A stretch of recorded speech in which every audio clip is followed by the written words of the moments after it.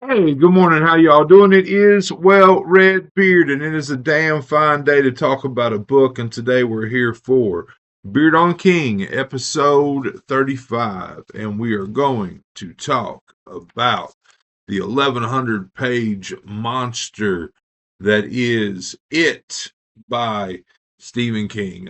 So look, this is a reread. If you follow me, you know I'm doing some King rereads. I'm doing them in audio.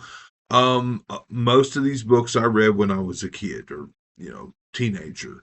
And so some of them are standing up to the test of time and maybe coming out higher than what I had originally thought that they were in my mind. Some of them are coming out lower. I'm middle of the road on this one. I mean, as far as my top King books, I just recently put out a list that was my top five that will be ever changing. This book got an honorable mention, so it was somewhere around seventh, maybe. Um, but when I put that list out, I was mid read on it. And I still think that holds true. I still think I'm 4 stars on the book as a whole. I mean, I love the coming of age. I mean, so prose. I love the coming of age elements. I love the characters. I love the Losers Club. I love the clown manifestation of it. I love that it, um, uses each individual loser's fears against them. I love the every 27 years thing. Anyway, stuff that maybe I didn't like as much. I'm not a big cosmic horror nut. I mean, so, the fact that it was this cosmic thing from wherever, um, I don't love that. Of course, in doing this, I rewatched the most recent film. I didn't rewatch the original one, but, I don't like the large spider manifestation thing. For me, that, like, I always remembered in the movie, like the first movie, like kind of hating that. Um, so I don't love that. And of course, there's a very, very controversial scene in this book that, to be honest with you, I did not remember at all. Again, let's say, just for sake of argument, that I read this when I was 16 years old. I did not remember that scene. And when it came up again, it's it's late in the book. It's about 7 pages long, the entire scene. But I was like, you've got to be shitting me. Now, I've spent a lot of time thinking about that scene and thinking about what it does to my thoughts on the book as a whole. I'm going to try to summarize that for you in this video. I'm going to try to talk about that controversial scene and just be truthful with how it made me feel, and then kind of where I settled after thinking about it for a while. The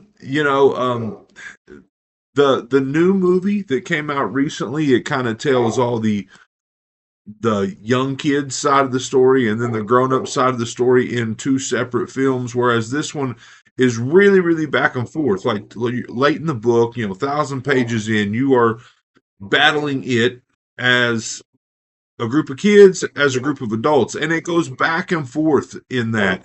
So much so that, like, sentences will stop in the middle in 1958 and then pick back up in 1985 with, like, where that sentence left off. In audio, that shit was hard to follow. Hard to follow. Um, just in general, I think the book's too long. I don't think that it needed to be as long as it is. But yeah, I mean, all in all, it's, I am trying to revisit the King books and then put them to bed. I mean, I will probably never reread it again in my life. I'll probably never reread any of them, the ones that I'm redoing. But like I said, some of them are elevating themselves on reread at 48 years old. Some of them are lower. For example, Salem's Lot elevated itself. I'm not even a vampire guy. Misery elevated itself on reread. The Shining dropped a little bit. Although I love The Shining and I love the Overlook and I love that damn dog barking and I hope it's not messing up the video too much.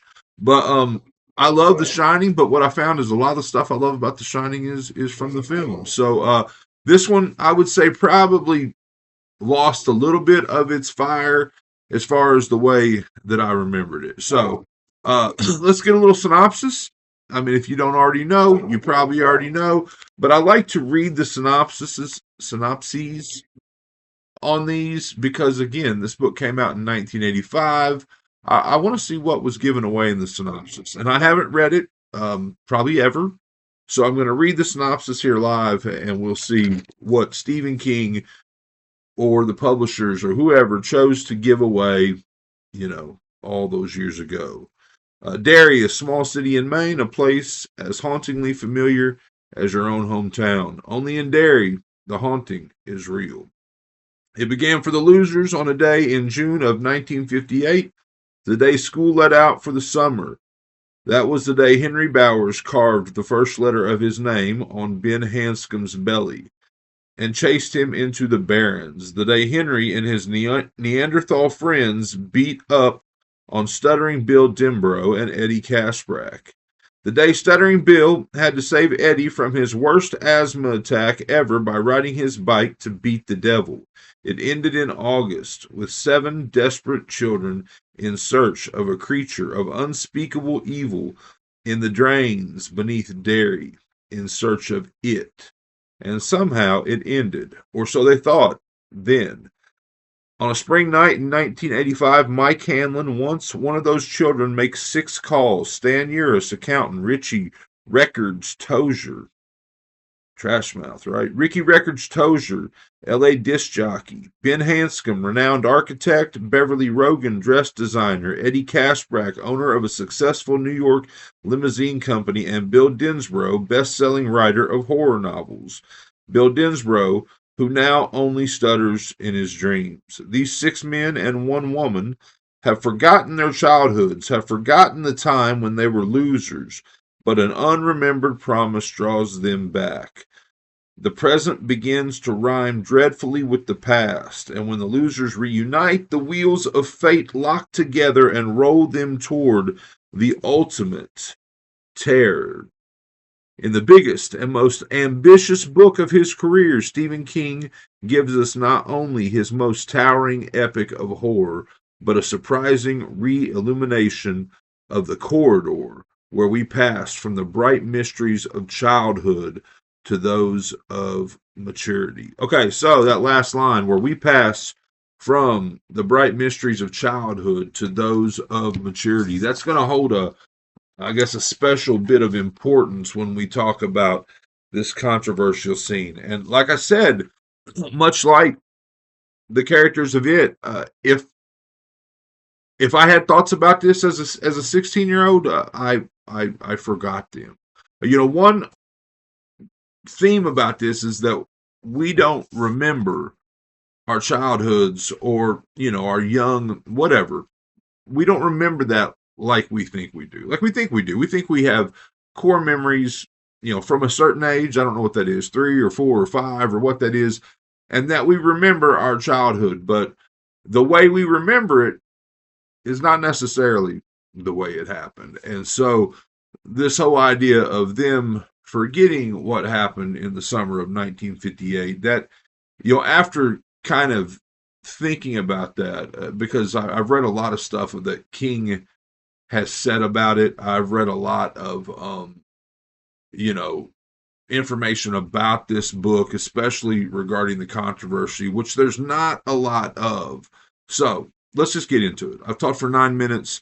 It's a coming of age book, 7 kids, monster, returns over 27 years, and starts to kill kids, take kids, kids disappear, and it always culminates in some big tragedy, with a lot of people dying at once, and then it goes to sleep for 27 years. That's the gist. You know that. You've probably seen the film. You've heard things about this book. Now, so, again, there's a lot of... Another thing I want to mention briefly is, you've got a villain. and villains do villainous things. I get it. But, you know, there was a lot of racial slurs in this book. And I'm not that guy. I'm not easily offended. Now, look, I'm also a white dude. It's not fair for me. I mean, but what I'm saying is that in audio, that shit was hitting hard. And it was, and we're at a scene where Henry Bowers is chasing Mike Hanlon, our black character, and it's inward this, inward that. I mean, and it's loud and it's in my ears. And I'm just gonna say that it. I get it. He's a villain. He does villainous things, but it was painful to listen to. And then, like, very soon after that, we go into this controversial scene. Let's talk about the controversial scene. So, did you know that this? I did not know this, and when this happened on reread, I was like, "What the actual fuck?" Beverly has sex with all 6 of the losers when they're children to find their way out of the sewers. They have beaten it, or they think they've beaten it, and they are trying to get out. And Eddie Kasprak has always been their guide, and they start to lose it. They start to get lost, take wrong turns, and there's this idea. I mean, this is Beverly's idea. That's not, well, it's Stephen King's idea, but it's Beverly's idea that in order to find their way out, they have to come together again, because they've kind of started to drift apart. There's been some turmoil in the group or whatever. They have to come together again in order to find their way out, and the way to do that is for her to one by one have sex with the other guys in the group, and there's 6 of them. And do not get me wrong, it's not overly descriptive. It's 7 pages, but a lot of that is it's not overly descriptive. I mean, for me to say that a sex scene is 7 pages long, I mean, I just want to. It's not overly descriptive, but to me, the whole idea of that was, I mean, I just really couldn't believe it. Like, I was like, what publisher or what proofreaders thought that this was a good idea, thought that this was okay to build up this. I mean, I don't know. And I made this argument with my wife, who is an English professor. I ran it by her, and I was like, well, what do you think of this? And to be honest with you, like, it bothered her a lot less than it did me. And so, I'm thinking about this. I'm like, I'm not that guy. I'm not easily offended. I mean, I'm not willing to say I'm not a fan of Stephen King's work because of a 7-page scene in an 1,100-page book. But it shocked me in a way that it just did not feel necessary to me. Now, Stephen King has said that, well, first of all, 1985, this book comes out. I mean, critics didn't really talk about this. Now, don't get me wrong, some critics didn't love the book, but like the New York Times review of this book, it mentioned sex, like very, very succinctly, I guess. It did not really go into this, and other things didn't as well. Like, there was not backlash about that scene then. Well, so we flash forward to now, where anyone, me included, can jump on the internet and give an opinion or make posts or try to get, I mean, we've got cancel culture and all that stuff. It's a different world. And so he has had to address it. But when you look up, Stephen King It controversy, I mean, you'll find articles about this, but there's just not a ton. There's not as much as you think there would be. So, yeah, I'm getting off track. But, some of the things he explained, in this book, there's a library, and there's like a glass tunnel that separates the children's library from the adult library. And he said that this was kind of like a physical, representation of that tunnel, of crossing from childhood into adulthood. And that, in this life, you may be able to do something good, but in order to do so, you possibly have to wade through sewers of shit to get there. I mean, I get that. I get the explanation there, but yeah, to me, it really, really felt unnecessary. Now, another thing is that Beverly's father is somewhat sexually abusive. Like, it's kind of an understated thing, but this entire passage is in italics. And again, I did this book in audio, and I'm not willing to reread 1,100 pages to see how italics was used in this text. I'm definitely looking for feedback on that if you know. But there are parts of this where in this scene she flashes back to her father, and her father making a statement. He's always like, I need to check and make sure you're still intact. And that line goes from italics to regular text. And part of you was like, she's been raped by her father. And part of me, anyway, she's been raped by her father. That's her fear. It is still alive and manifesting that fear, and the way that she deals with this in her mind is that she's having sex with these other kids that she loves rather than being raped by her father. Now, I don't think that's what happened, but I did briefly spend time with that thought process. Again, I'm very interested in what you think about it down below. Let's have a discussion, because, like, it's one of those things where I definitely felt a way about it, but I'm not sure how I'm supposed to feel about it. I mean, this is fiction. These are characters that do not exist. Would it be different if they were 17 years old instead of like 11? I mean, I think these kids are 11 in this scene. Would it be different? Yeah, it'd probably be a little bit different for me. But yeah. Anyway, but that is the controversial scene, and I didn't know it existed. I mean, the first film does not include it. The second film does not include it. I'm rereading this 32 years after the first time that I read it, and so when that scene happened, and it happens late, 1,100 pages or 1,060, 70 pages in, it just blew my mind because I mean, I think most people like Beverly. I mean, she's the only girl in our group. We like Beverly as a character, and she can help us. But in order to do so, she's got to have sex. So, I mean, for me, it was like, you give us a female Jedi, you give us Rey, but in order to save, the world, she's got to, have sex with the entire rebellion. I don't know. It was it was just it was off putting for sure. And I just don't get how it passed inspection, I guess. I mean, and maybe for other readers, because there's going to be a ton of readers of this book. Why haven't we all talked about this? Maybe for other readers, it serves this grander purpose, or it hits the mark that King was maybe going for. For me, again, I just did not see it as necessary. But that's 7 pages in an 1,100 page book that, gave us, I mean, a very, very large story of Derry, Maine. I mean, of course, because of King, I love the idea of Maine. I honeymooned in Maine. I